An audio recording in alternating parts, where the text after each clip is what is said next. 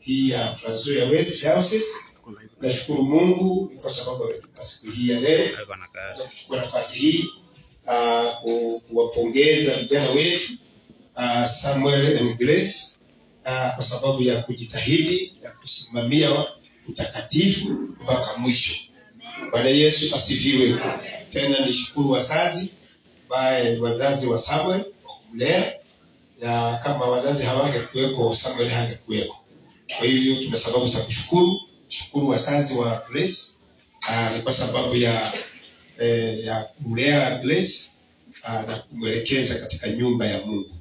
Na kwa sababu siku ya leo ni siku ya harusi, na tunaona masaa yetu yamepita kulingana vile ilikuwa imesema, tutaenda tu kwa direct kwa kuunganisha ili baada ya hiyo tumalizie na tutakuwa tumemaliza kazi hiyo. Bwana Yesu asifiwe. Nataka kuchukua nafasi hii natangaza habari ya harusi ya Samuel na Grace. Mahali hapa mtu yeyote miongoni mwenu akijua sababu au suio la haki watu hao wasiungamanishwe katika harusi takatifu, lazima aseme. Hivyo ndivyo, na hii ndio mara sasa ya mwisho ya kutangaza harusi hii. Kwa hivyo kama kuna mtu ambaye kabla hatujaingia kwa mambo yoyote yale anasuio ama hapo na sababu zozote zile kusema Samuel na Grace wasiungamanishwe, na aseme sasa. So tunangoja kama kuna mtu ambaye hapo na jambo la kusema, kama si jambo la kusuia ama kusema harusi isiendelee. Kwa hivyo maanisha harusi tunayo. Makofi. Basi sasa kumaanisha sasa hakuna mtu wa kutusuia. Wapenzi, tumekusanyika hapa machoni pa Mungu na mbele ya mkutano huu ili tuungamanishe mwanaume huu na mwanamke huyu katika ndoa takatifu, ambayo ndiyo hali iliyo na heshima iliyoamuliwa na Mungu wakati watu walipokuwa hawana hatia,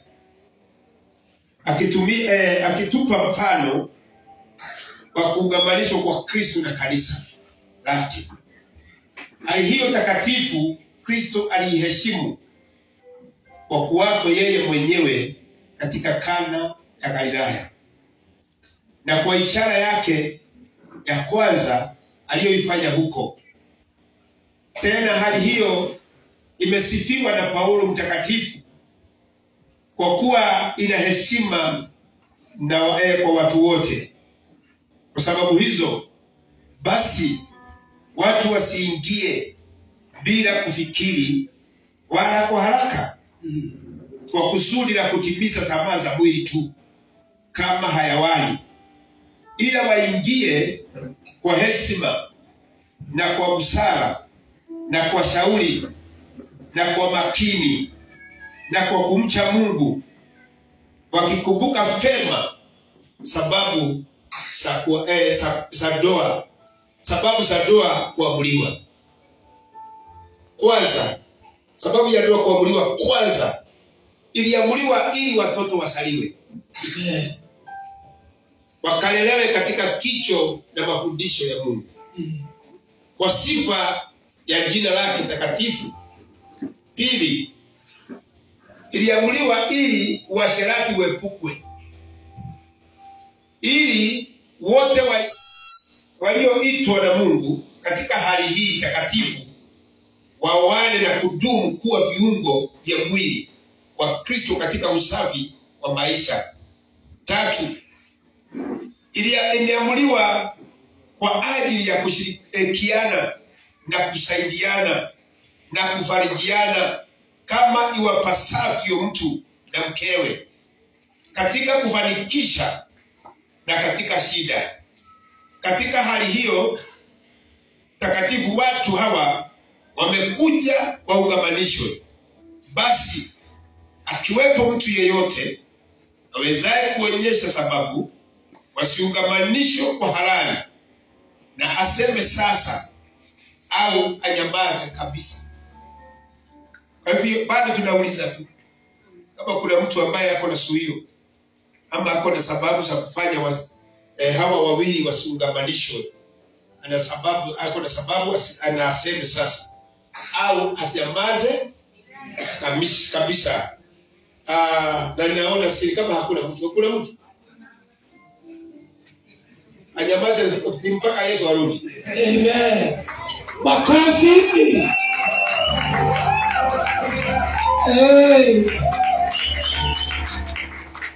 Sasa nasikia nataka Grace na Samuel wanisikize vizuri.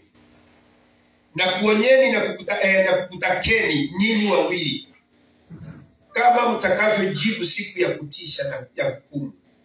Siri za mioyo yote zitakapokuwa wazi.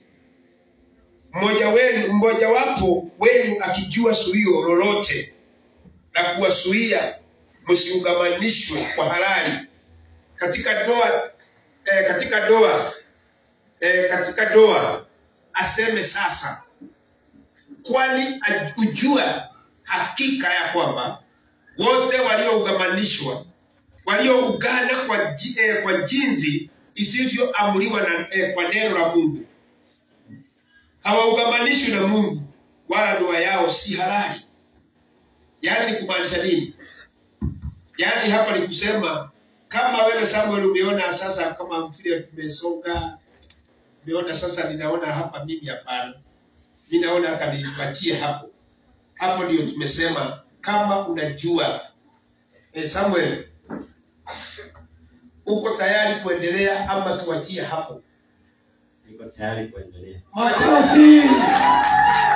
Yes. Sasa tupewe Grace. Tupewe Grace. Uko tayari tuendelee ama tusiendelee? Acha tusikie. Bas, makofi. Bas, sasa kwa hivyo sasa kama ni hivi basi unisikize. Samuel, utamtoa mwanamke huyu kuwa mke wako wa ndoa, mkae pamoja kama ilivyoamriwa na Mungu. Katika hali hiyo takatifu utampenda, na unisikize vizuri. Usikize vizuri Samuel, utamtoa mwanamke huyu kuwa mke wako wa ndoa, mkae pamoja kama ilivyoamriwa na Mungu. Katika hali hiyo takatifu utampenda, utamtia moyo, utamheshimu, utamtunza wakati wa ugonjwa na wakati wa uzima. Ukiacha wengine wote, utakaa na huyu peke yake tu maadamu mnaishi wote wawili. Hivyo ndivyo nitakavyofanya, maana Bwana atanifanyia. Makofi mazuri. Yes. Great. Na mtu asikizange maneno haya. Grace, utamtoa mwanaume huyu kuwa mume wako wa ndoa, mkae pamoja kama ilivyoamriwa na Mungu. Katika hali hiyo takatifu utamtii, utamtumikia, utampenda, utamheshimu na kumtunza wakati wa ugonjwa na wakati wa uzima.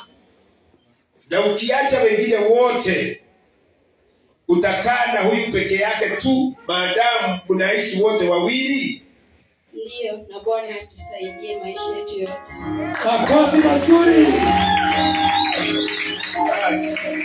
Sasa ni kumaanisha mambo hii ni kutii, kupenda, kuacha. Hizo zote ziko. So leo ningetaka Samuel kuendelea tu. Hata hiyo simu yako, kila mtu achukue simu yake. Sasa kama ni kuacha, kudelete majina yote ya wale watu wa zamani. Si ndivyo? Kabisa. Ni kuacha ni kudelete. Kabisa. Sasa ni kumaanisha utawacha watu yote, hakuna mtu atasikia maneno hiyo yote. Na tena kwa sababu leo watu lazima wajue umeenda, ni vizuri hata wao nawe wafute, waondoe kwa simu zenu, si ndivyo? Sasa tukama nafasi ya pili, ni nani atamtoa mwanamke huyu aolewe na mwanamume huyu?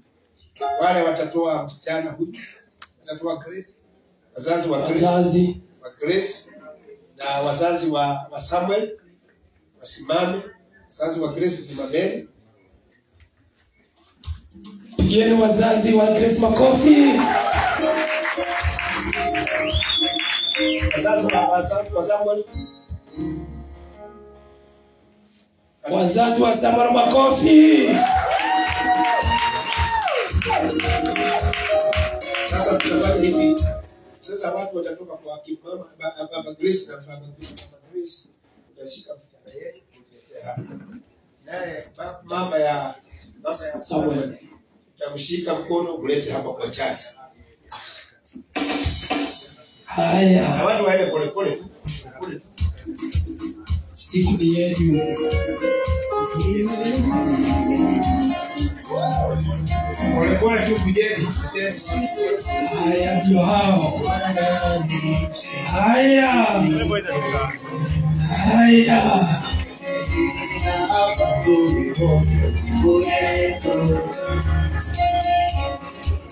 Haya ndio hao sasa. Siwezi analetwa.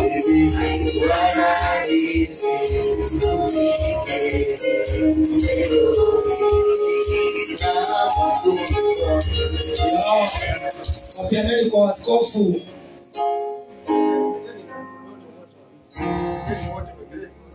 Ndio sasa.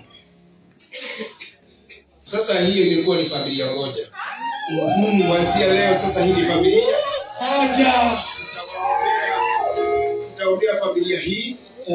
Wazazi wa Grace ni wazazi wa Samuel. Amen. Wazazi wa Samuel ni wazazi wa Grace. Sure. So sasa kama baba Grace hakuwa na kijana, amepata kijana. Amen. Na kama kuna kijana ameongeza kijana. Kama mama Samuel alikuwa hana msichana, amepata nini?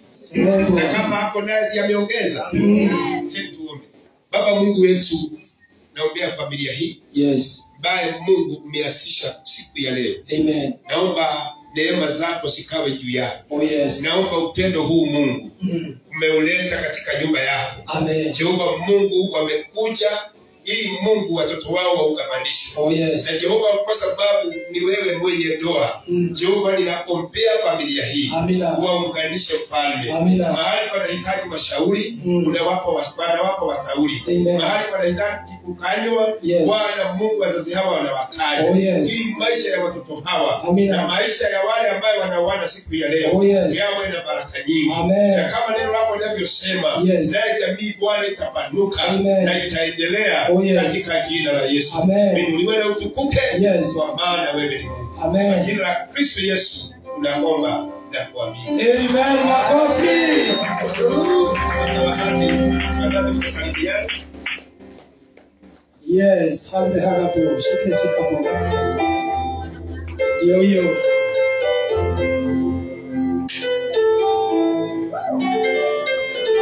Wapi shangwe na bidii.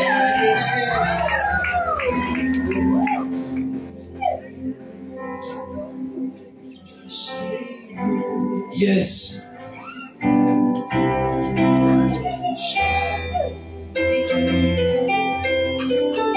Sawa. Sasa Mungu ni mwema kwa sababu mmefanya kazi nzuri, mmetulelea watoto.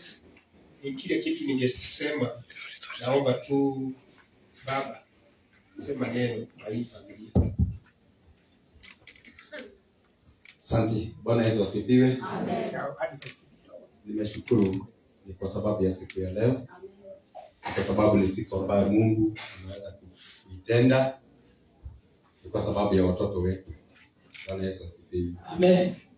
Bishop amezungumza jambo ambalo ni kubwa sana, ambalo lilikuwa kwa moyo wangu. Ni kwa sababu nimekuwa na kijana. Nilikuwa na msichana, nimekuwa na kijana. Sasa niko na watoto wawili. Bwana Yesu asifiwe. Amen. Kwa hivyo mimi nimeshukuru na nasema kwamba wabarikiwe. Amen. Kile ambacho ningependa kusema ni ya kwamba ninajua maisha ni kulima, mteremko na bonde. Ni ya kwamba hiyo yote unajua saa hizi wakati ambapo tunapokutana ni vizuri. Lakini maisha ikifika pale kuna mahali inafikaga inakuwa mlima. Najua hawa watoto yangu ni watoto ambao wamewahi kuendesha baisikeli siku moja. Na baisikeli ikiwa kwa mteremko hata mtu anasikia kupiga pinjo. Lakini ikienda kwa level tena anaanza kusikia hapana. Ikifika kwa mlima anasikia kutupa hiyo baisikeli. Bwana asifiwe. Amen. Maisha vijana yangu hivyo ndivyo hivyo. Ni kwa hivyo ninataka kuwashauri hivi ya kwamba ile jambo ambalo ni nzuri ni kuweza kuelewana. Kila mtu asome mwingine na ajue huyu anapenda namna gani na huyu mwingine anapenda namna gani. Kwa sababu msipojua hiyo, huyu anapenda hivi na mimi na huyu anapenda hivi, maisha itakuwa ni magumu.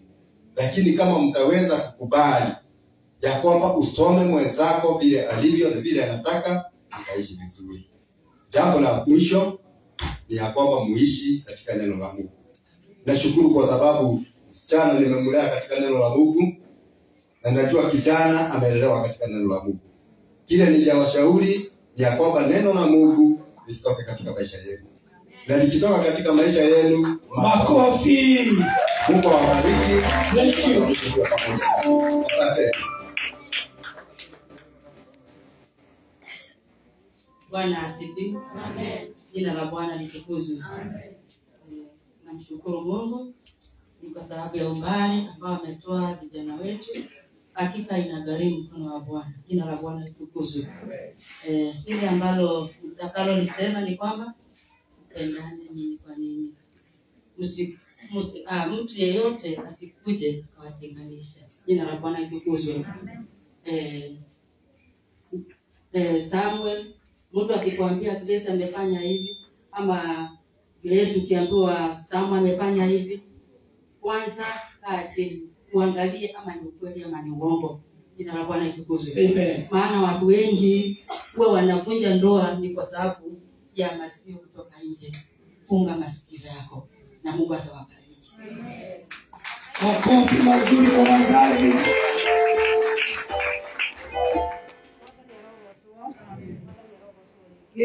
Bwana asifiwe. Usinde rwero ni honokete. Asubuhi ya leo nimeokoka. Nigwete gutithia ona kana gushoka na thutha. Sijapungukiwa na sitarudi nyuma. Ni Ngai wakwa ndagosha rĩthĩ mũthenya wa ũmũthĩ. Ni Mungu namsifu siku ya leo Nĩ tondũ wa kũnginyĩrĩria mathaa maya. kwa sababu ya kunipa muda huu. Nĩ tondũ kwĩ hĩndĩ ngũkomete ngerigwo. Kuna wakati nilikuwa nimelala, sikuwa najisikia. Nĩkĩo ndĩragoca Ngai ihinda rĩrĩ. Ndiposa namshukuru Mungu Nĩ tondũ nĩnginyĩrĩirie mahinda maya. maana Mungu amenitimizia siku ya leo.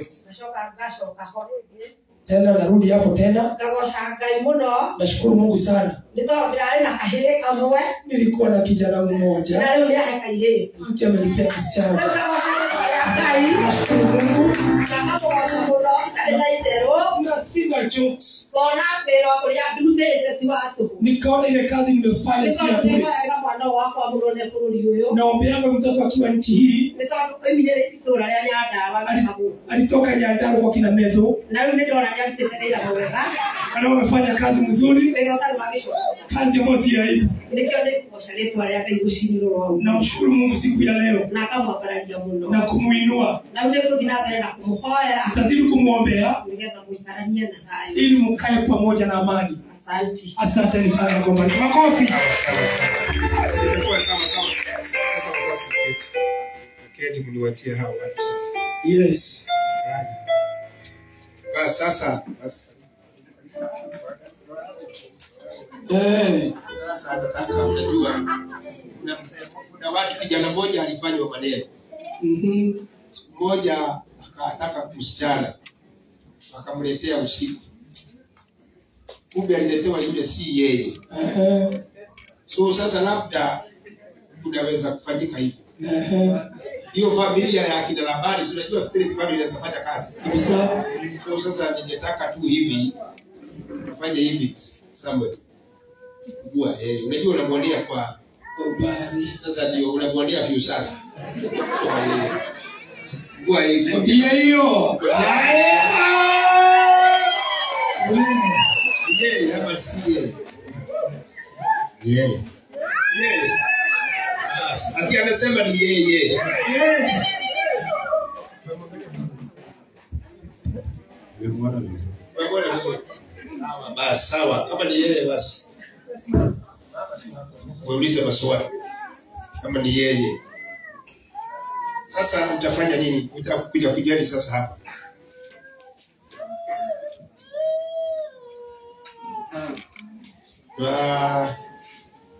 Utasema hivi. Utasema hivi Samuel. Mimi Samuel na kutoa wewe Grace. Toa wewe Grace. Uwe mke wangu wa ndoa. Kuwa mke wangu wa ndoa. Niwe nawe tangu leo hivi. Niwe nawe tangu leo hivi. Na baadaye. Katika Katika mema. Na katika mabaya. Na katika mabaya. Katika utajiri. Katika utajiri. Na katika umaskini. Na katika umaskini. Wakati wa ugonjwa. Wakati wa ugonjwa. Na wakati wa uzima. Nikupende na kukutunza. Na kukutunza. Mpaka kufa. Kwa amri takatifu ya Mungu. Amri takatifu ya Mungu. Kwa hiyo nakupa yamini yangu. Makofi. Sikiza Samuel, umesema hivi. Kuna maneno hapo umesema. Najua naye nasakuwa na kusomea tunasema. Unajua? Nasema nini? Utampenda wakati wa mazuri na mabaya. Unaelewa? Wakati wa utajiri, si tunasikia baskeli inafika kwa mlima. Hata ukifika kwa mlima, hapana kwa baskeli. Sukuma. Mpaka ifike bahari utakafanya nini? Utakalia uteremke. Kwa hivyo umesema hicho unasema ni kwa hivyo kwa amri takatifu ya Mungu. Na kwa hiyo nakupa yamini yangu. Basi pia Grace. Grace utasema mimi Grace na kutoa wewe Samuel. Kuwa mume wangu wa ndoa. Niwe nawe tangu leo hii. Na baadaye. Katika mema na katika mabaya. Katika utajiri na katika umaskini. Wakati wa ugonjwa na wakati wa uzima. Nikupende na kukutunza mpaka kufa. Kwa amri takatifu ya Mungu. Kwa hiyo nakupa yamini yangu. Makofi mazuri. Makofi. Sasa tunataka kama kuna kitu kuna pete ya kuonyesha, unajua pete ni ya kuonyesha upendo, ya kuonyesha sasa hivyo ndivyo maisha yenu itakuwa. Ni kitu ya kuweka seal, kitu ya kuweka kitu ya kuweka muhuri. Ati hivyo tumesema itakuwa hivyo. Kuna pete? Basi kuleta pete. Hiyo. DJ wimbo bwana.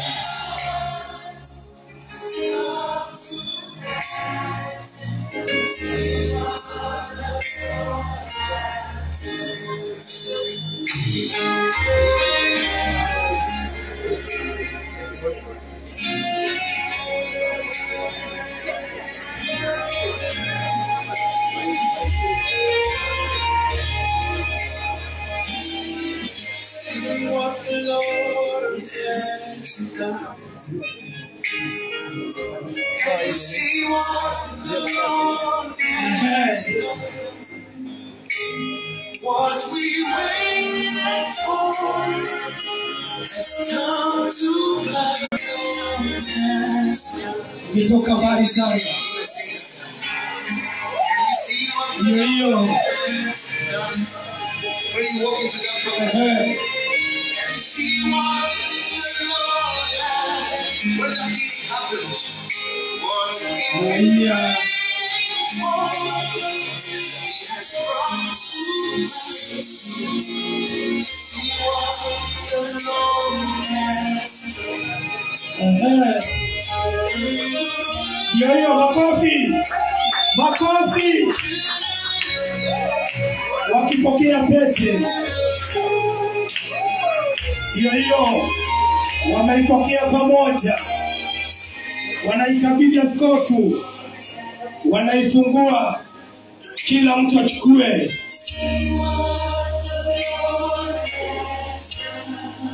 Ndio hiyo.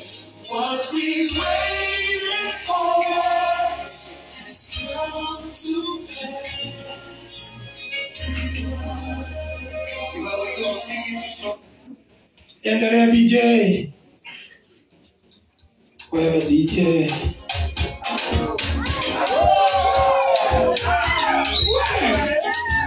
What did we do?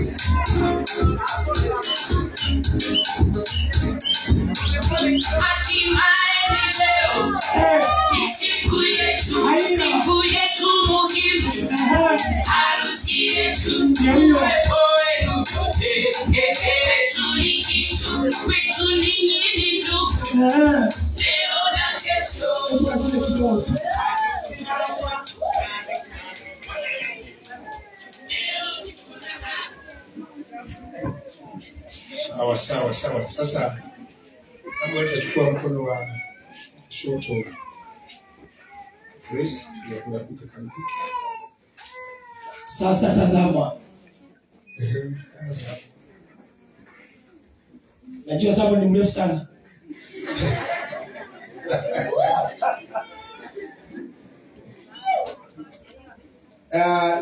Nitasema hivi. Kwa pete hii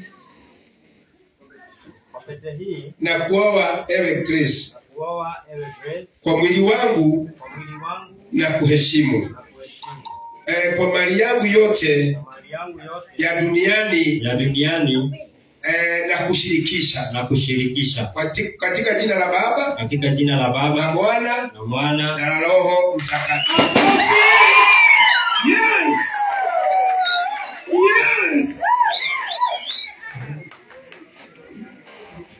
Wow. Yes.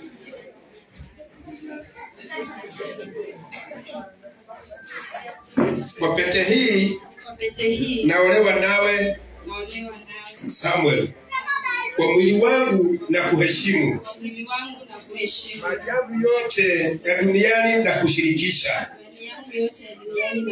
katika jina la Baba na la Mwana na la Roho Mtakatifu.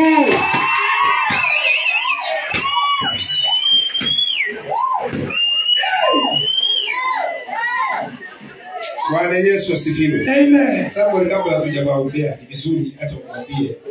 Wakueleze sababu Mungu fanya hivi. Mwambie yale ya kutoka kwako.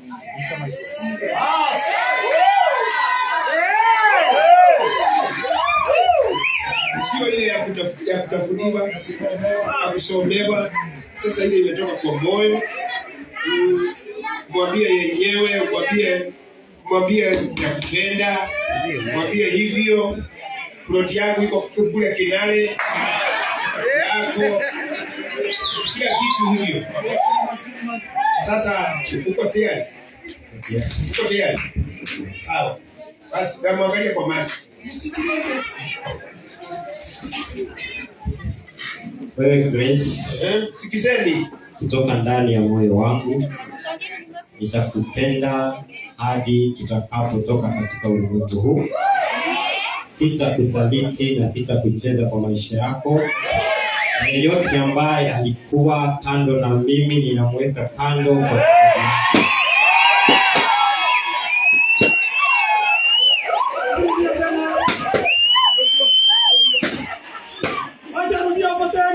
yeyote ambaye alikuwa kando yangu ikia Bwana ambaye ninaabudu katika jina la Yesu.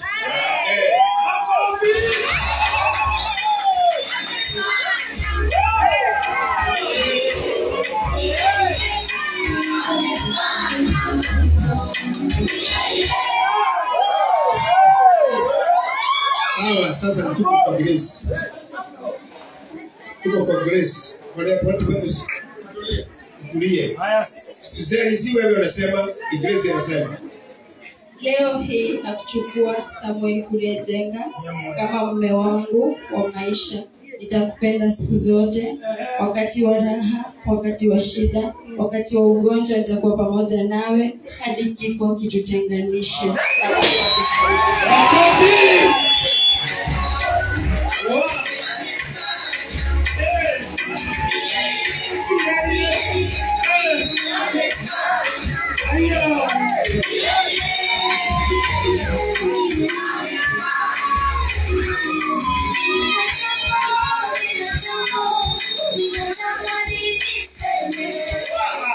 Nataka tuwaombee sasa. Nataka tuwaombee.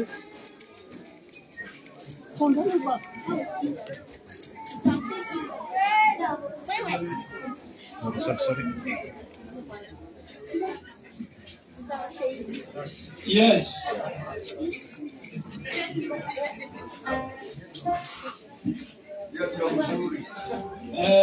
Wachungaji kujeni.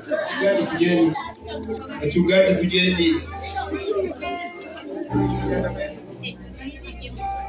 Weke mikononi mwa Bwana. Kama kabisa. Nataka tuseme neno.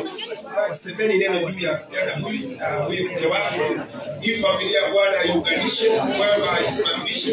Tena baraka juu ya maisha yao. Bwana kuanzia sasa fungue milango. Bwana wasongeze, Bwana apeleke wao mbali. Bwana watie nguvu. Bwana simame pamoja na wao Mungu. Jehova tulibasika na baruka. Wewe ni Mungu mkuu na mwenye nguvu. Uweza na nguvu na mamlaka. Utukufu wako Bwana ni wa milele. Neema zako ni za ajabu. Kuna mwingine kama wewe. Kuna mwingine kama wewe. Kuna mwingine kama wewe. Utukufu wote ni wako. Neema zote ni zako. Katika jina la Yesu Kristo. Inuliwe na utukuke. Inuliwe na utukuke. Kuna mwingine. Oh, Jehova wewe ni Mungu. Wewe ni nabii. Utukuke na uhimidiwe. Kwa sababu wewe ni Mungu. Thank you. And we glorify your mighty name. Thank you, my Father. Baba Mungu wetu, hawa wapendwa ambaye Mungu umeunganisha siku ya leo, ninawaweka mikononi mwako. Najua Mungu umewatoa jamii hile ile jamii ingine. Na kuna mapepo hufuata wale ambao wameoana. Jehova Mungu mchana huu wa leo, ninatangaza wapendwa hawa huru sasa. Hawatafuatwa na mapepo ya pande zozote zile. Kama kuna maneno yaliyonenwa na wale ambao waliondoka, kama kuna sauti zinanena juu ya wale ambao wameoana, kuanzia siku ya leo hawa wako huru sasa. Ninawafunika na damu yako, ninawazingira na uwepo wako, ninatangaza amani, ninatangaza ushindi, ninatangaza kuendelea katika jina la Yesu. Baba, ninawaombea, wabariki mfalme, nabariki uzao wa tumbo zao. Bwana wape uzao, Bwana wape mali, Bwana wape kufanikishwa katika jina la Yesu. Kuna huduma Mungu. Yes, Jesus. Hiyo ndani ya wapendwa hawa. Hallelujah. Jehova naomba Bwana ukaikuze. Oh yes. Kwa sababu saa hii wako wawili. Jehova Bwana ikasonga. Ikaendelea mfalme. Ikaweza kunawiri. Na ikaweza kufanya kazi kama vile Bwana upendavyo. Inuliwe na utukuke. Kwa maana wewe ni Mungu. Kwa jina la Kristo Yesu tunaomba na kuamini. Amen. Amen. Amen. Amen. Simame.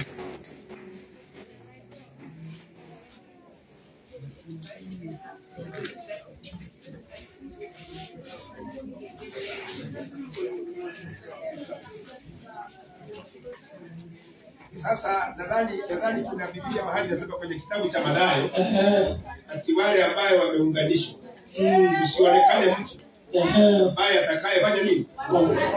Kwa hivyo sasa mimi nawaunganisha sasa kama vile neno la Mungu linasema, nawaunganisha katika jina la Baba na la Mwana na la Roho Mtakatifu. Sasa kuna kitu Samuel amesema, ati wale walikuwa wanamesia mate. Bye bye.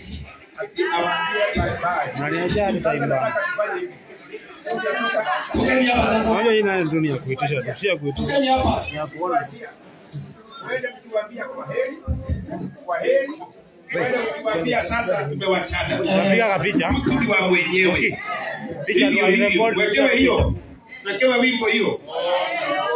Hiyo hajaikuwepo. Weka switi switi.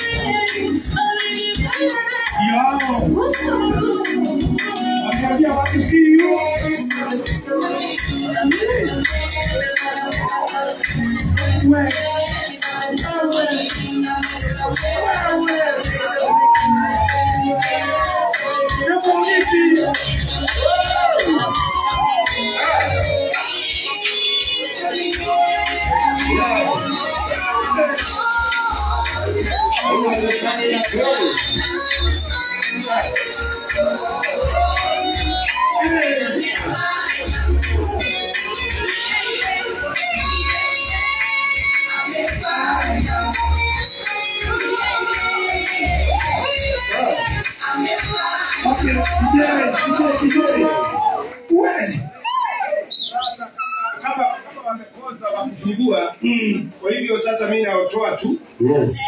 Na kusionekane mwingine atawatenganisha katika makofi. Sasa nataka tutatengenezea mahali.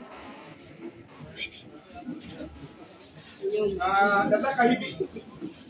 Bwana Yesu asifiwe. Amen.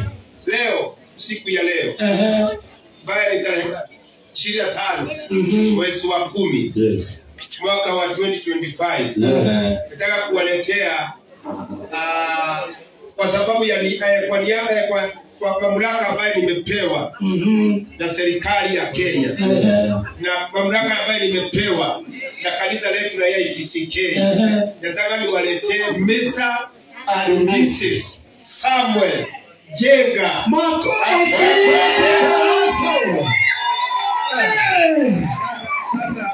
Sasa niangalie.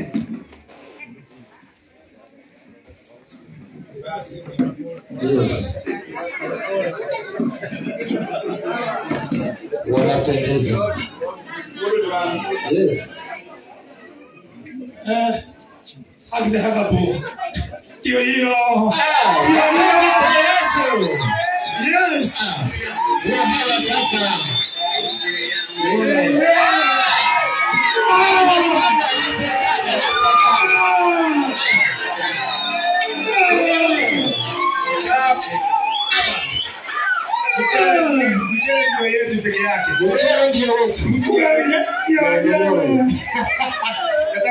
Nataka kumwekewe nini hapa? Nataka kuweka padile, usaini. Wape siri. Sasa ni wanataka kutoa title deed yao. Wale kingine. Kiketi kingine. Wimbo.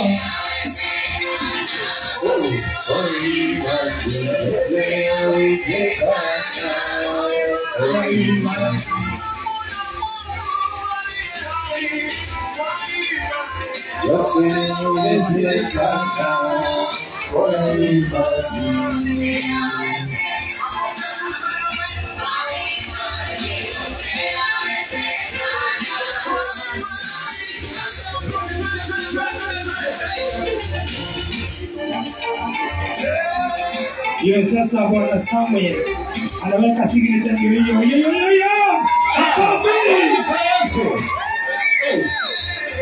Haya.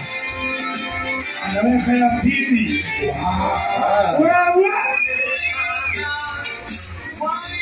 Na tatu. Hiyo. Makofi. Huyo ni Grace. Yanaweka ndio hiyo. Wow. Makofi mazuri. Weka ya pili. Makofi. Ya tatu. Makofi. Thank you. Wasimamizi wao. Huyo anataka kama Uhuru na pembaka yake. Ndio. Ay. Makofi mazuri. Ya pili msimamishi ndio huyo anaweka.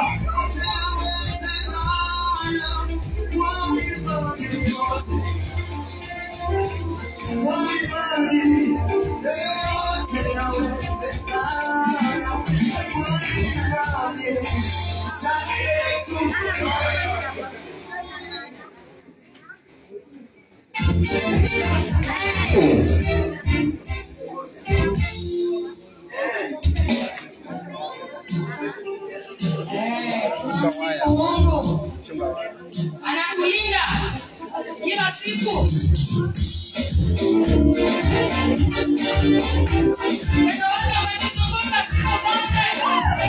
Haleluya.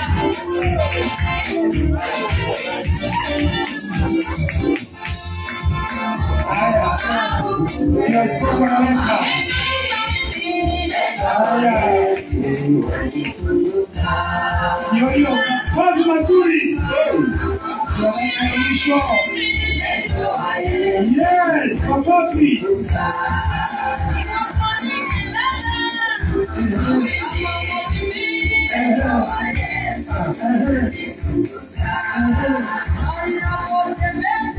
Haya. Sasa tukabidhiwa cheti yao.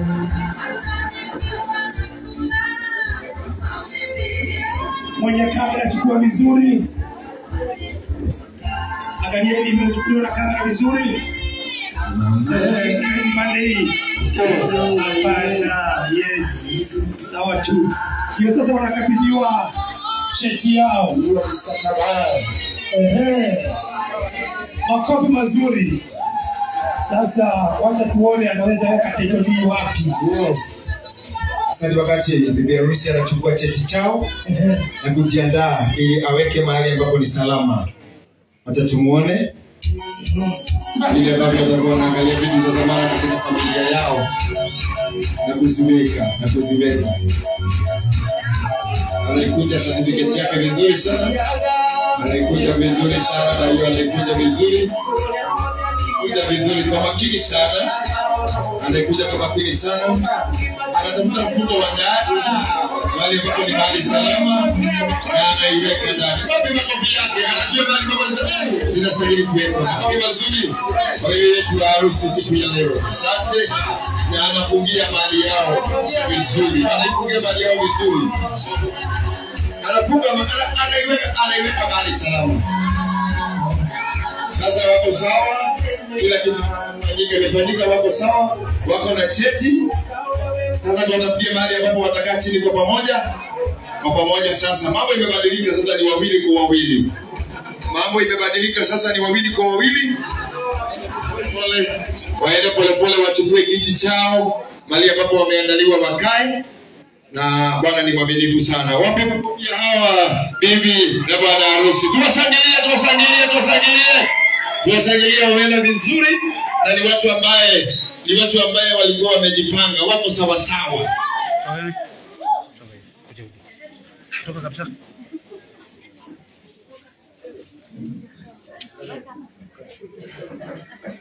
Sawa.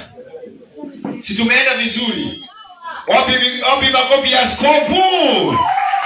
Shangilia askofu mazuri. Upe askofu makofi mazuri kwa sababu ya kutoa dhabihu nzuri. Kwa haraka sana. Kwa hivyo Bishop, asante sana kwa sababu ya vile ambavyo umetuendesha, na tunataka tuingie katika kipindi kingine. Unajua tunaamini ya kwamba dhabihu ambayo tumeitoa, dhabihu ambayo tumeifanya imekubaliwa na nani? Na hiyo familia kuanzia leo hata mbinguni imejulikana hiyo ni familia ambayo imefanya nini? Imekubalika. Ama namna gani? Siko sawa. Kwa hivyo nataka urudi kwa mfuko wako. Tukubaliane na hiyo dhabihu ambayo Bishop ameifanya kwa njia ya sadaka. Tumekubaliana hivyo. Kwa hivyo nataka urudi kwa mfuko wako, ulete sadaka ili tukubaliane na hiyo dhabihu ambayo Bishop ameifanya, tuiweke muhuri. Tukitoka hapo, tukimaliza hivyo, alafu tuingie katika kipindi kingine cha kusikia neno na itakuwa vizuri sana. Tutaenda kwa haraka sababu ya muda ambao umetukimbisha, na najua kama mambo yote yataenda sawa sawa. Kwa hivyo nataka niletewe namba ya simu ambaye tutaweka sadaka zetu. Wale ambao wanatumia mitambo, wale ambao hawatembeagi na cash, tutatoa namba za simu. Alafu wale ambao wako na cash, tutawekewa wimbo na praise. Mraibu tulisema negole inaga neramo ayaya ole aonenda mono. Haya, nataka kusoma sadaka yako. Bas, sumeka sadaka yako. Au umechukua sadaka yako, simama. Au umeshachukua sadaka yako, namba ya simu sijapewa. Wapi namba ya simu tafadhali? Wale ambao wanashughulika na mitambo, wanipe namba ya simu. Hapa ni tangazo yangu. Wapi namba ya simu tafadhali? Sawa. Thank you. Unaweka kwa hii namba. Enda kwa send money. Unapiga 0722 68 94 85. 0722 68 94 85. Shiko sawa? Aya, nitaandika Peter Njoroge. Peter Kitao. Tunakubaliana na hiyo dhabihu ambayo imetolewa na Bishop. Weka sadaka yako hapo na wako na cash ulete, alafu tuingie. Unipeleke ya mlima, si ndio? Haya, twende tusimame. Ukileta sadaka yako simama. Haya. Upige tu kwa hiyo. Weka sadaka yako hapo. Wapi makofi tafadhali? Haya, ingaije kukai. Ikosa mola mati. Yule amawe kete. Awe kama koge. Haya, ilongo na goruta. Etekere karewa. Odo etekere. Haya,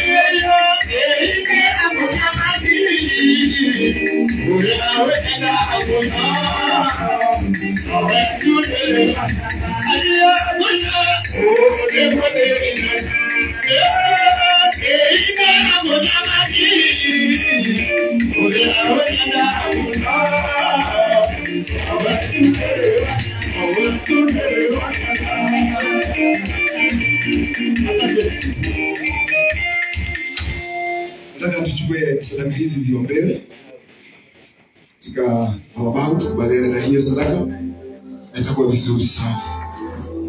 Kwa hiyo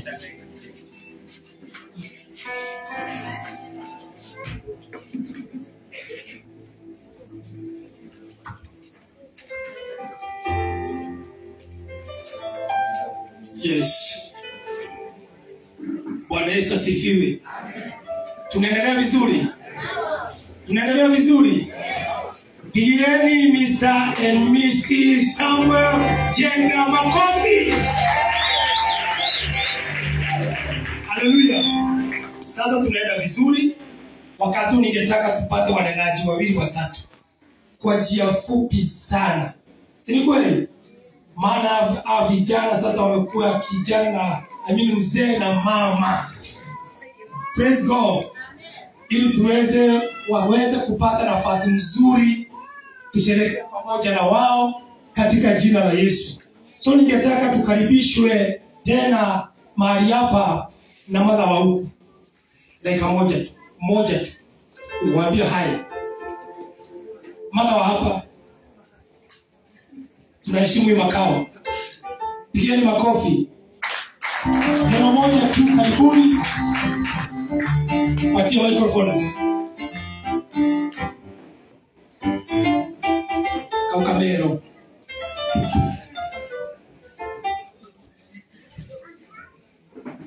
Bwana asifiwe. Amen. Bwana inuliwe. Amen. Bwana inuliwe Bwana. Amen. Nasimama mbele yenu na mbele ya Mungu nikishuhudia siku ya leo Mungu ametenda. Amen. Mungu ametenda. Mimi na furaha ninapata kipimo. Amen. Juu ya kupata msana ya kuchotea maji. Hiyo tu furaha yangu niyo. Wale wenye walikuwa nafika hapa Mungu hasa ambariki. Hii ni siku ngeni. Niona siku ya leo. Amen. Mungu alikuwa na Bwana. Amen. Kwa majina ni Kilesi Kambo. Niliokoka Kristo ni Bwana. Amen. Makofi kwa mama wetu. Sieta ni mkimuona hivi akona furaha. Mungu akubariki sana. Chairman wa hapa. Chairman. 1 minute. Makofi kwa chairman. Wenye boma. Makofi. Thank you. Bwana ape sifa kabisa. Amina. Kabla madhao tukiongozwa na bishop wetu Peter Joroge. Wageni waheshimiwa Iris na Sam. Na wale wote ambao mmetupea Bwana asifiwe. Amen. Bwana inuliwe. Amina. Siku ya leo ni furaha nyingi zaidi. Ni kwa sababu tumeongezeka. Ila kwa nipe sifa. Unajua kuna kitu mzuri kama kuongezeka ama kuzaliwa mtu ambaye hamkuwa na yeye. Kwa hivyo kanisa letu la Moiskuli ni furaha nyingi zaidi kuwa na mgeni wetu Grace na ukanisa mahali hapa kwa sababu ya kutuheshimisha siku ya leo. Bwana ape sifa. Amen. Zaidi nikushukuru sana wote ambao wameweza kutusupport tukaweza kufika mahali tumefika. Najua kwamba ni mlima na si kawaida. Jina ape sifa. Lakini kwa neema ya Mungu tumefika mahali hapa na hakika tumeona kuwa Bwana, tumeona matendo mema ya Mungu wetu kututendea siku ya leo. Najua kwamba tangu mwezi bijianze AIPCK haijaikuwa na harusi. Tunashukuru Mungu wetu kwa sababu sasa ameanza kuwa kielelezo. Ile vijana wako nyuma yake na kwa kwamba watakuwa na kijana mzuri. Amen. Jina ape sifa. Makofi. Zaidi nashukuru wazazi wa Sam na wa Grace. Ni kwa sababu ya kukubali au vijana wakuwe pamoja. Najua kwamba si kawaida. Kupata msichana, umepeana msichana yako na kijana mkatupea mahali hapa. Najua kwamba ni Mungu ametenda. Amina. Mimi jambo ambalo ningetaka kusema, tumekaa na Sami mahali hapa kwa kanisa, tumemlea vizuri na hakika nimeona hata hajatuaibisha. Tumpige makofi. Makofi. Yes. Wanakuja wanatoka. Hapo wanakuja baadaye. Lakini Sami ameenda kwa mwanga ili vijana wengine wakaweza kufuata nyayo zake. Najua kwa Mungu wetu atatenda na wataongoza, atabariki ndoa yao. Amen. Kuanzia sana kuendelea. Amina. Tubarikiwe na Mungu wetu. Makofi mazuri kwa chairman. Mungu atubariki wote wote ametoka. Salamu za Mungu wetu. Na kama uko na shida ya kwenda mahali kusaidia, tuko mahali hapa. Watu wa salama hapa nyuma ya kanisa na wachungaji tutaenda pale. Mungu anasema zile hapo kuna mahali pa kusimama mahali pale. Tubarikiwe na Mungu wetu. Amen. Makofi mazuri kwa kiongozi wetu. Mungu akubariki sana. Mungu akatubariki sana. Sasa ningetaka kuchukua nafasi hii. Chairman wa parish alikuwa na apology, hayuko. Lakini ningetaka Eroda aseme neno moja tu. Makofi kwa Eroda. Makofi mazuri. Neno moja tu. Ni mbio juu ya masaa. Huyo ndiye Eroda wetu wa parish hii. Mungu akubariki sana. Upande wa madhabahu yetu AIPCK viongozi na askofu wetu Peter Joroge, wachungaji wetu wote, wageni wetu waheshimiwa, Mr. and Mrs. Samuel Jega. Bwana asifiwe. Karibu kwa uzee. Bwana asifiwe sana. Amen. Wageni wetu na kanisa letu, Bwana Yesu asifiwe. Amina. Kwa ishara ya mkono, Bwana asifiwe. Amen. Steven Kariuki inatoka Matunda. Nashukuru Mungu kwa sababu ya siku hii nzuri ambayo alituandalia kijana wetu na mke wake kwa sababu ya familia ambayo wameanzisha siku ya leo.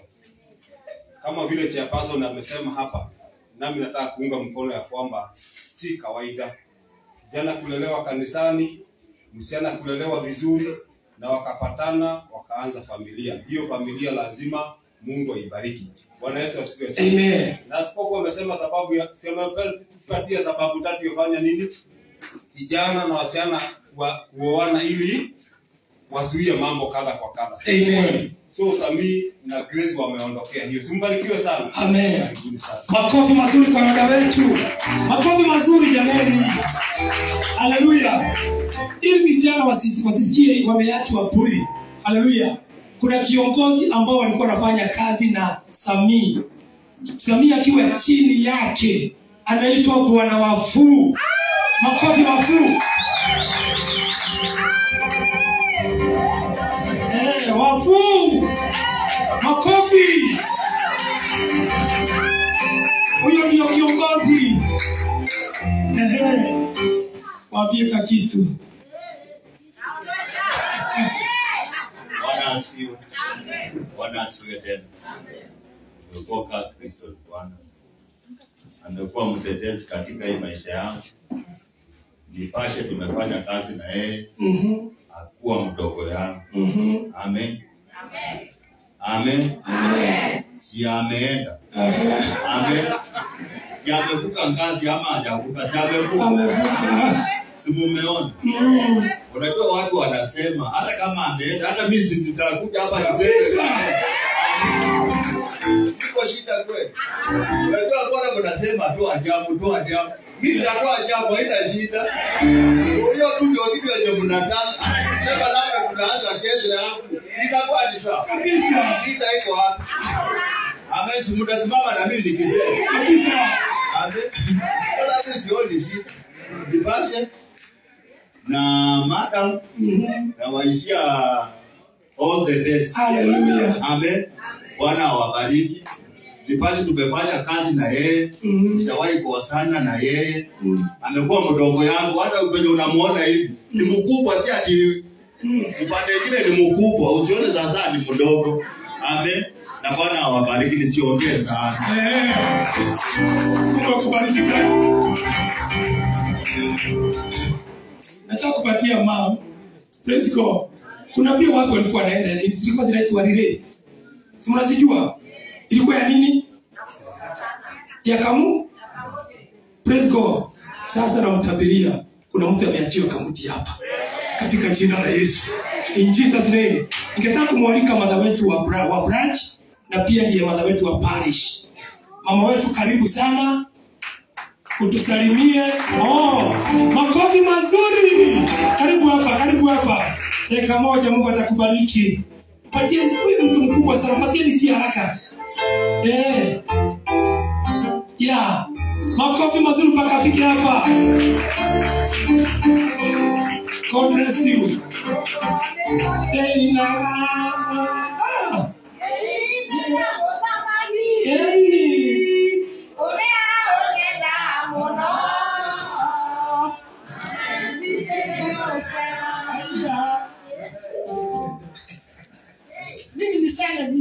Bwana atukuzwe. Amen. Bwana ainuliwe. Amen. Kwangu ni furaha tu. Matata na msalimu katika jina la Yesu. Amen. Asante. Mungu akubariki. Wapi mama? Ndio ule. Mama. Ulitupea kijana sijui sasa hivi miaka 10, Bwana amani akubariki. Amen. Lakini simeona akitakuaibisha. Tulishika yeye mkono yote. Bwana atukuzwe. Kwangu naitwa Magdalene Njeri Moniki, nimeokoka, Yesu Kristo ni Bwana. Nina furaha kubwa, mimi hata sina la kusema. Kijana, nashukuru Mungu. Amen. Kwa sababu hili jambo vile lilitokea, nilisema nataka keki. Bwana atukuzwe. Basi ndio hii. Sasa mimi niseme nini? Nimeona nimeseka. Nimepata mjukuu. Huyu si mtoto yangu, ni mjukuu wangu. Amen. Nimepata wa kunisaidia. Utakuwa mkisaidia shosho. Shosh. Mimi ni furaha. Ni furaha sana. Hapana. Amen. Thank you. God bless you. Ni furaha. Hiyo. God bless. Thank you. Mkiniona hivi mnajua hali yenye nilikuwa naye, lakini nilisema sitakaa hapo. Bwana atukuzwe. Amen. Bwana nifanye nini? Niondoke nisikuje nishuhudie wajukuu. Nikiongea Bwana ambariki. Amen. Makofi kwa mama wetu. God bless you. Kuna furaha inafanya machozi iteremke katika jina la Yesu. Haleluya. Tunaendelea vizuri. Pastor Ben, huyu ndiye manabii wa huku. Siaseme kitu dakika moja. Makofi kwake. God bless you. Amen. Simuniinulie tu mkono. Jameni, kwa furaha ya ushindi. Langu kwanza ni kukukaribisha wewe katika nyumba hii. Hisi ukiwa umekaribishwa sana. Na jambo lingine na ambalo ni nzuri, nyumba hii nimepika. Bwana Yesu asifiwe. Amen. Kwa hivyo usikuwe na wasiwasi. Baada ya hii tunakutana pale ili tukule. Bwana Yesu asifiwe. Nataka tu kusema ni asante sana kwa sababu ya Mungu kufanikisha jambo hili. Mimi kama kuna mtu ana furaha kubwa mimi. Kwa sababu nimeomba mpaka kijana yangu nilipewa na mama. Nimemtuza, hata anaelewa. Tumeomba. Bwana Yesu asifiwe. Na wakati alipofika nikasema Mungu tuendelee. Bwana Yesu asifiwe. Kwa hivyo jamii jipya ya Sammy and Grace, Mungu ambariki sana. Amen. Alafu nigeuke kwa baba pastor. Mungu akubariki sana. Haleluya. Amen. Wakati wote kuna ushindi, kuna kuaga na shida. Haleluya. Bwana asifiwe.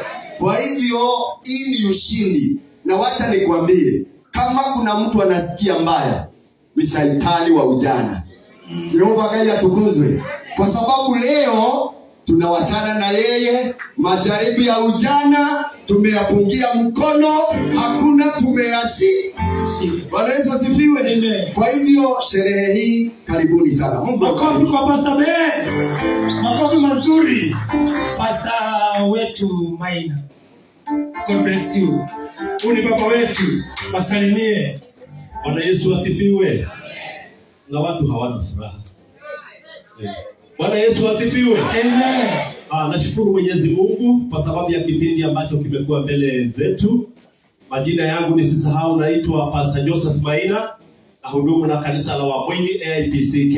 Amen. Na hili jambo limenifurahisha sababu wale ambao wamesimamia harusi hiyo ni watoto wangu. Makofi. Makofi mazuri Pastor Simon. Makofi.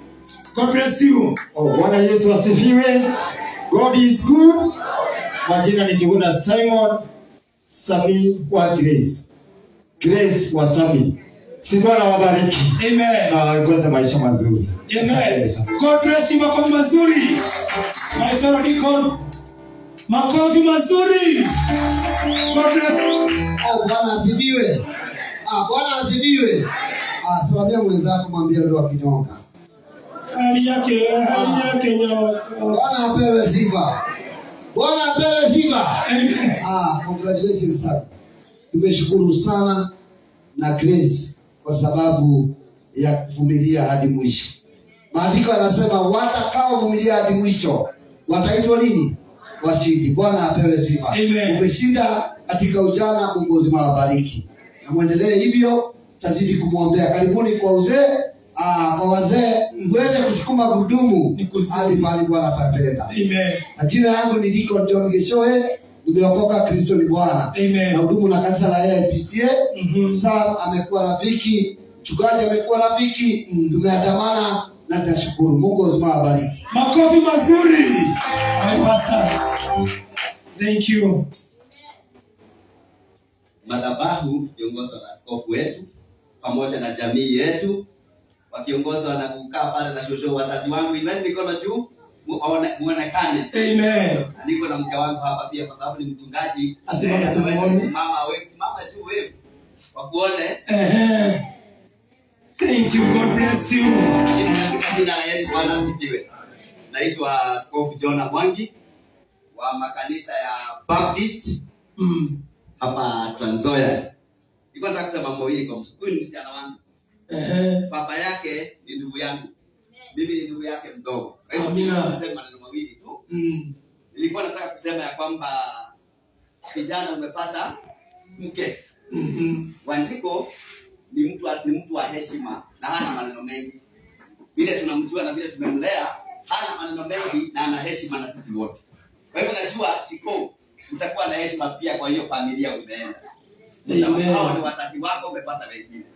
Waheshimu na mtakaa vizuri. Namba 2, kijana yangu tumekukaribisha. Sasa tumejua tumeongeza vijana wengine katika familia. Lakini nataka niseme ya kwamba mambo kuna mambo kadhaa ambayo ni vizuri kuyazingatia kwa hiyo ndoa ili isimame. Moja, ni vizuri kusoma mwenzako kumuelewa. Na wewe msichana usome mzee yako kumuelewa.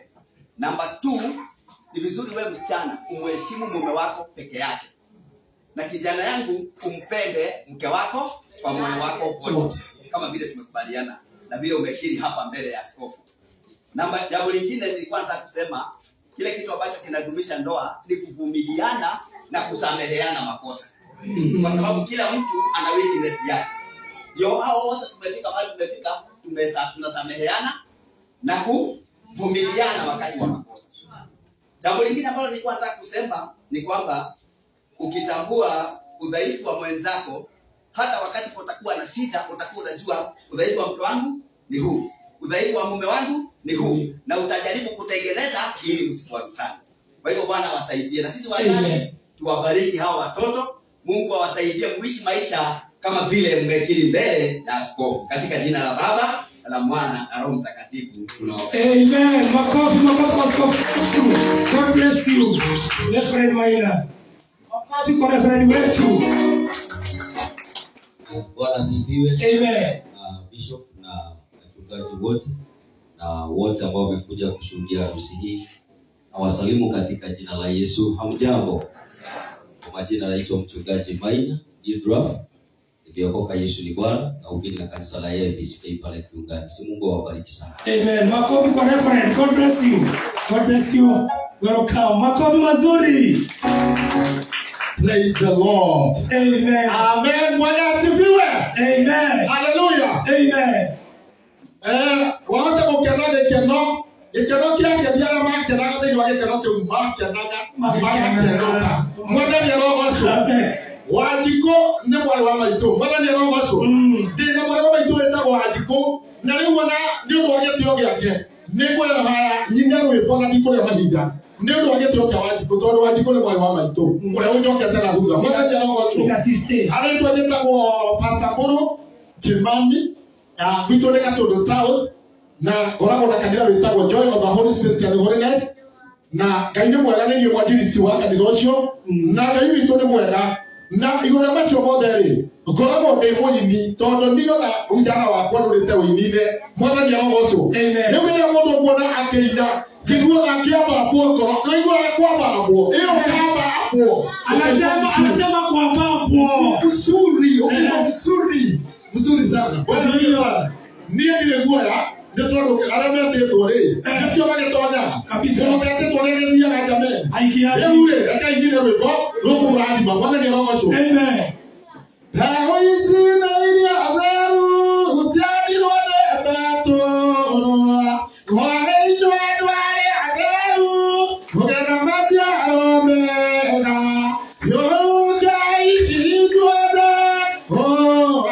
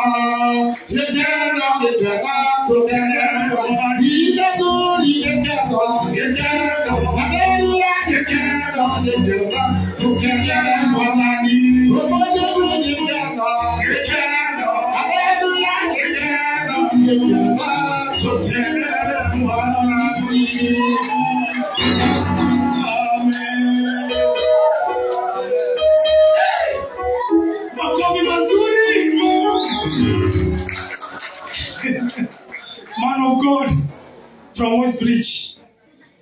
Man of God, karibu sana. Makofi mazuri.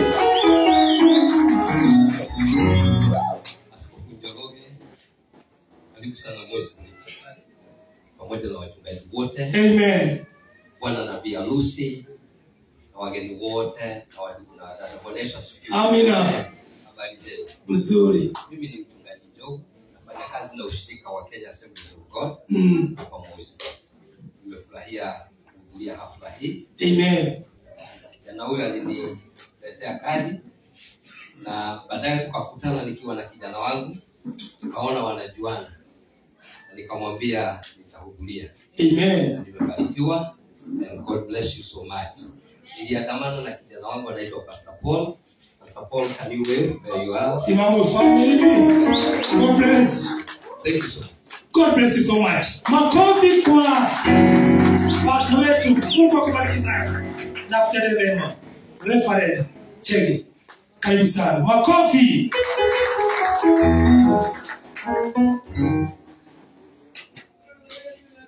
Bwana wetu asifiwe. Askofu wangu Sister Bishop Njogu pamoja na Deacon Mwangi Kanyi pamoja na wachungaji wote na shirikani wetu, hamjambo katika jina la Yesu. Wanandoa hamjambo, wazazi hamjambo, washirika wote hamjambo. Bwana wetu asifiwe. Yangu tu ni furaha kwa sababu najua kwamba kilicho na mwanzo si kiko na mwisho. Basi mwanzo tulianza na sasa leo tunafunga hiyo chapter na tuanze chapter nyingine. Nashukuru Mungu kwa sababu ya mambo yote imekuwa mbele zetu, licha kwamba kuna mamilima na mabonde, lakini zaidi ya yote tumeendelea. Si Bwana awabariki. Kwa majina yangu naitwa hivyo, mmesikia kwamba Chege Mshina na niko na mke wangu, tungependa tu hivi mahali alipo, maana alikuwa amekuja. Asante, ndio hiyo. Anawabariki sana. Kwa hivyo kwa nafasi hii nimewakaribisha sana hapa Eldoret Parish katika ndoa hii ambayo ilikuwa ya siku ya leo, na nashukuru Bwana ni kwa sababu jambo lote limewezekana kwa sababu ya utukufu wa jina lake. Na kwa nafasi hii nikabidhi ashirikoni wetu ili aweze kutuletea bishop. Makofi mazuri. Thank you. Bwana Yesu asifiwe. Amen. Naomba tusameheane. Unajua kile kitu mimi kimenishangaza, kumbe neno la Mungu ni kweli. Neno la Mungu ni kweli. Na wewe ukiwa hapa kama unasema ama umeokoka, amini neno la Mungu juu ya maisha yako. Kwa sababu leo hii tumeshuhudia neno ambalo Mungu alisema katika kitabu cha Mwanzo mlango wa 2 mstari wa 18 ya kwamba si vema huyo mwanaume awe peke yake. Leo hii sisi ni mashahidi ya kwamba neno la Mungu ni kweli. Na kama tumeshuhudia neno la Mungu ni kweli, ni uamini ya kwamba wewe ambaye unamwamini Kristo, mbele yako ni uzima wa milele peke yake. Hakuna mambo mengine. Mungu akikwambia mambo mengine, mwambie hiyo mimi sijui. Mimi najua neno la Mungu ni kweli. Fuata neno la Mungu na maisha yako mbele yako utakuwa na furaha. Bishop, Bwana akubariki sana kwa dhabihu hii ambayo umetutolea pamoja na mwanafunzi mwenzako Reverend Job. Sometimes unajua wanafunzi wakionana hivi, Biblia inasema ya kwamba wakati Elizabeth na Mariamu walipokubatiana, watoto kwa tumbo walicheza. In fact, wakati mnapoonana mtu mnajua kuna kumbukumbu linatokeana. So unamjua ya kwamba kama kuna mtu ana furaha kukutana na mwingine, ni Reverend Joe na Bishop Njoroge. You are feeling good. Amen. Na hivyo hata sisi tuna feel good because now Samuel and Grace, you are now the living testimony. Ya kwamba with God all things are possible. Wenye walikuwa na shaka wakiwa vijana, leo Samuel na Grace wamedhibitisha ya kwamba neno la Mungu ni kweli. Vijana wanaweza kusimama na wakavuka daraja wakiwa bado ni watakatifu. Atukuze Bwana Yesu. Jambo moja ambalo limenifurahisha ili nimlete bishop kwa ajili ya mashauri, na kile kitu mimi nataka nikuambie, si kwamba sisi tulioana miaka 35 bishop ati kwamba tumefaulu. Kuna mambo tunapitia. Kwa hiyo unaposhauri na kusimama, simama hata kwa ajili yetu. Usifikirie tunasimama kwa sababu ya Samuel. Hii ni opportunity tumepewa tu. Samuel na Grace wapatikane ndio na sisi tuponee hapo. Hapana fikiria tuko sawa sana. Ni wewe utatufanya sawa kwa neno la Mungu kupitia kwako. Atukuze Bwana Yesu. Sababu neno la Mungu linasema hivi katika kitabu cha Mwanzo mlango wa 11 mstari wa kwanza. Nchi yote ilikuwa na lugha moja na usemi Samuel na Grace. Ili mfike mahali mmefika, kuna lugha mmekuwa mkiongea. Silikuwa ni Grace, silikuwa ni Samuel. Hiyo lugha msibadilishe. Hiyo lugha msibadilishe. Sababu ndani ya hiyo lugha muweke Mungu ndani. Amen. Na wakati walikuwa na lugha moja na usemi mmoja, Biblia inasema ya kwamba hiyo lugha moja na usemi mmoja ulifanya Mungu awache enzi yake mbinguni, akuje ashughulie na aone ni nini hiki kinaendelea hapa. Kitu nataka niwaambie, msipungukiwe na utukufu wa Mungu. Sababu utukufu wa Mungu ulipokosekana ndani ya hiyo lugha na usemi, Mungu aliwaharibia lugha. Hiyo anaitishwa kijiko analete jembe. Kwa hivyo tafadhali, hiyo lugha na usemi huo endeleeni nao. Mimi naitwa Shiriko Nikanina. Yesu ni Bwana, ni mhuduma katika kanisa hili la AIPCK hapa Trans Nzoia West. Naomba tuombe kwa sababu ya neno la Bwana. Na kwa sababu tumekaa jana sana, si tusimame tu kidogo. Tusimame ili tuombe kwa ajili ya neno. Unajua wewe ndio product ya neno. Kwa hivyo unaposimama unasema neno lililoniumba. Tuamini na tuombe. Baba wetu wa mbinguni, katika jina la Yesu Kristo. Yes. Tunakushukuru mchana huu wa leo Baba wetu. Ndio Bwana. Mungu wetu, haijakuwa rahisi.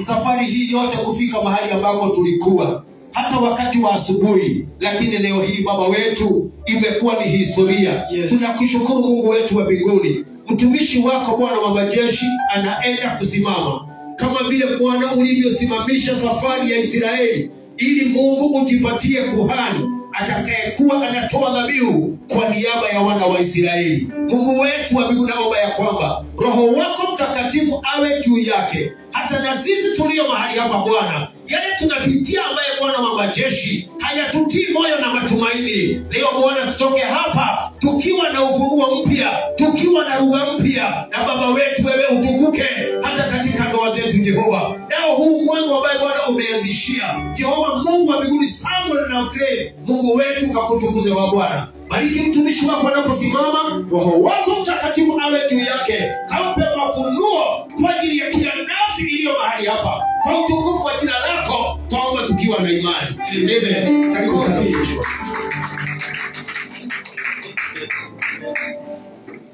Bwana Yesu asifiwe.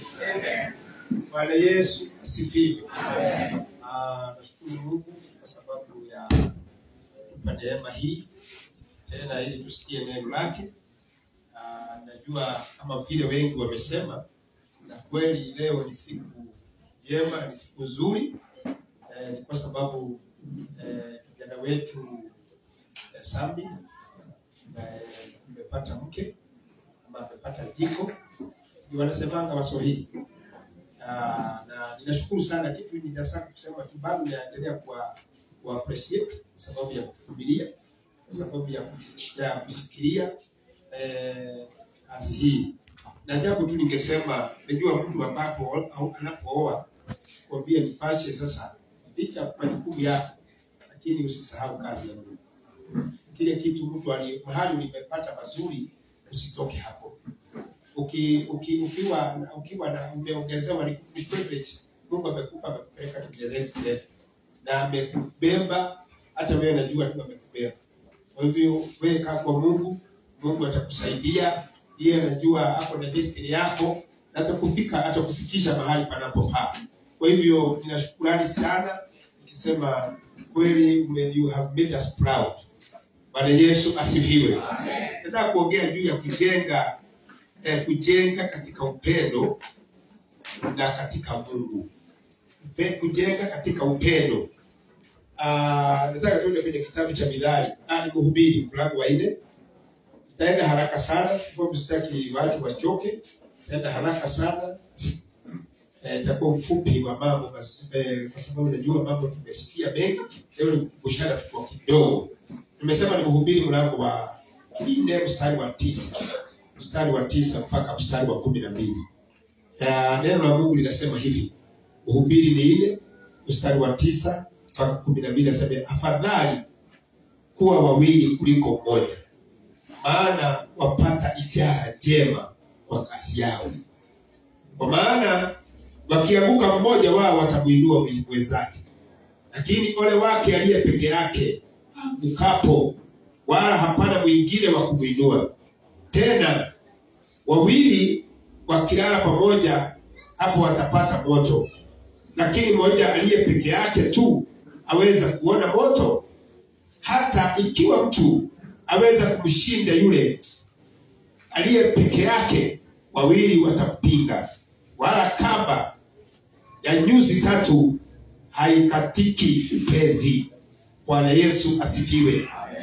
Huyu ni mwandishi wa kitabu hiki, anaongea juu ya watu wakiwa wawili. Anasema afadhali kuwa wawili, muwe wawili kuliko mtu mmoja. Na ndiposa Mungu mwanzo kule akaona, ukisoma kwenye kitabu cha Mwanzo inasema ati Mungu akaona si vema mtu huyu akae peke yake, bali nitamuumbia mtu wa kufanana na yeye. Na hiyo ndio ilikuwa mwanzo wa ndoa. Hapo ndipo mwanzo, sababu yule ambaye ni mwanzo wa ndoa, yule aliyeunganisha watu kwanza alikuwa ni Mungu. Kwa hiyo ni kumaanisha nini? Mungu akatupa na upendo, tuwe na upendo ili tujenge maisha yetu ama ndoa yetu katika Mungu. Na ni kwa nini? Kwa sababu ukiwa wawili ni afadhali kushinda mtu mmoja. Na hata anasema nini? Ati kamba ya nyuzi 3 ni ngumu sana kukatika, kwa sababu imeshikana. Hivyo ndivyo watu wawili wakiwa wameshikana, wakikaa kwa pamoja, mambo yao yataenda vizuri. Bwana Yesu asifiwe. Ili ndoa isimame na ili tujenge katika upendo, kitu kimoja kile mtu anatakana kutunza ni communication.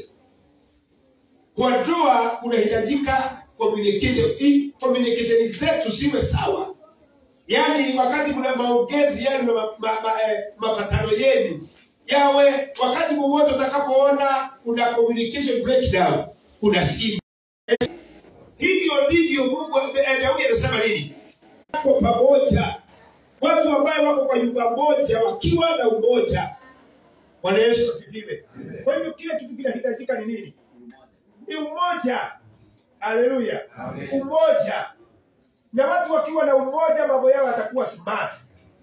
Hakuna mtu ambaye hata mkiwa hamna chakula, hata mkikoza mafuta, hata mkikoza kitu mboga ya kukula ugali, mkiwa na umoja, hata mkikaa mtakuwa, hakuna mtu atajua shida zenu. Lakini once umoja utakosa, mambo ya nyumba hiyo yameharibikana.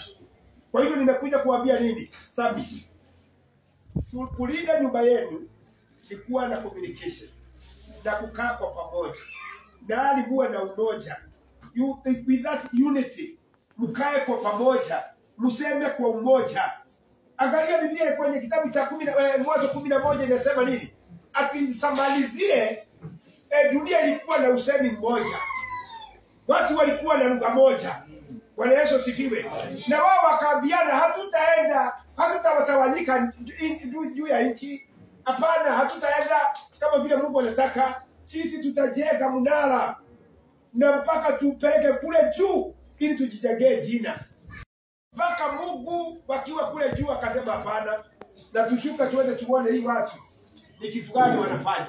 Sababu tusikicheza na hii watu, siku moja tutawapata hapa kwetu. Bwana Yesu asifiwe.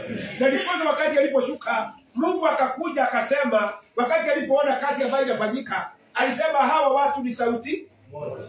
Watu hawa ni lugha moja. Watu hawa wana nia moja.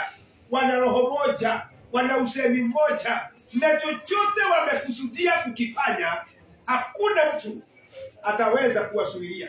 Bwana Yesu asifiwe. Na hapo ndipo akasema ni tufanye nini ili kazi hii isimame? Akasema tutawabadilisha lugha. Haleluya. Na hapo ndipo kukapatikana kuna kabila hii na kuna kabila hii. Biblia inasema nini? Mnara haukujengwa tena na watu wakatawanyika katika juu ya nini? Ya nchi, kwa sababu hawana uzemi mmoja. Naye nyumba ya watu wawili, kama baba na mama hawatasema kwa sauti moja, nyumba hiyo kile kitu iko mtaionaga tu, lakini hakuna mahali naenda. Haleluya. Hakuna kusonga, watasonga sababu hawasemi kwa sauti moja. Bwana Yesu asifiwe. Kwa hivyo kukiwa na umoja, nimekuja kuambia nini? Mkisema kwa sauti moja, mtaenda mbali. Bwana Yesu asifiwe. Kile kitu kinafanya watu waendelee ni kwa sababu wanafuta pamoja, ni kwa sababu wanabeba pamoja.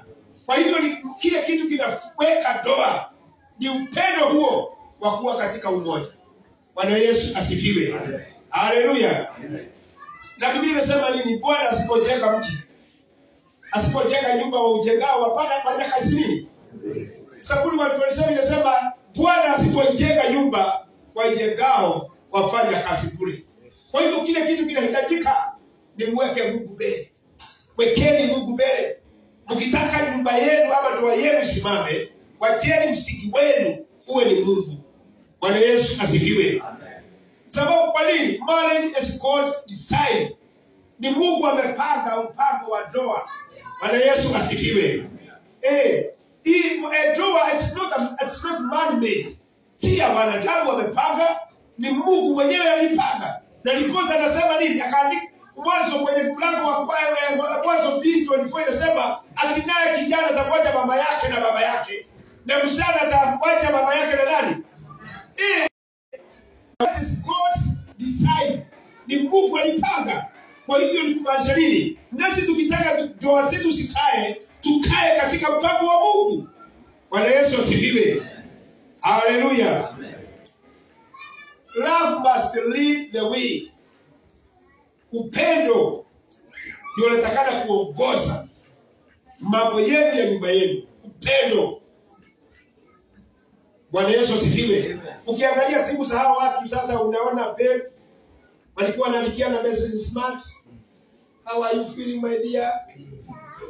How are you? Umeamka? I miss you. I feel you. Siko hizo. Sasa siendelee. Hapo namna gani? Ukitaka kujenga upendo ni kufanya nini? Kuendeleza. Bwana Yesu asifiwe. Lakini wakati wowote yule utakapokoza kuona upendo, kulimbia upendo ule hautakuwa. Limbia upendo ule. Make God to be the center of everything. Yaani Mungu akuwe ndiye chochote kile katika maisha yenu. Bwana Yesu asifiwe. Pray together. Hallelujah. Kuomba pamoja. Forgiving quickly. Kusameheana haraka. Si mtu wa kukaa kiwiki mwezi mbili amenyamaza, haongei na mwingine. Kuwa mtu mwepesi wa kusema I'm sorry. Bwana Yesu asifiwe. Haleluya. Bwana Yesu asifiwe. Hata kana kwamba wazee tunakuwa na shida sana, lakini ni vizuri Grace tuelewe. Ukiona tumenyamaza na ujue tumesema sorry. Hapa ndo ndani wazee. Labda wakati mwingine unajua kusema sorry na kuanga mbali sana. Lakini vizuri ujuage mtu huyu, yani lazima ujue mtu amekuwa limosive. Mtu huyu amekubali makosa yake. Unajua mzee naye wakati mwingine tunakatana kuchukua mpaka kwa kona. Lakini na kushukuru wa mama. Na mama ni wepesi. Mnaongea naye kama amekosa, saa hiyo kama amekosa anaanza kulia.